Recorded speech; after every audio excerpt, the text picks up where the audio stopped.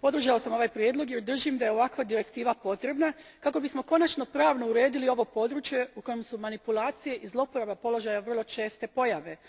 Pozdravljam pojednostavljenje pravila o utvrđivanju vrijednosti ugovora i fleksibilniji pristup ponuđačima jer će to olakšati proces dodjele koncesije. No, fleksibilnost je dvosjekli mač i često otvara prostor za manipulacije, pa mi je iznimno drago da direktiva daje prava naručitelju da utvrdi kriterije o kvaliteti usluga kojima će koncesionar podlijegati. Na taj ćemo način zaštititi javni interes i osigurati buduću kvalitetu usluga za naše građane.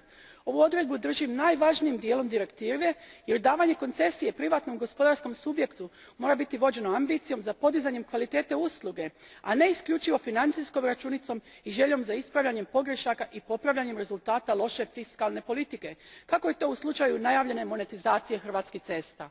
Hvala lijepa.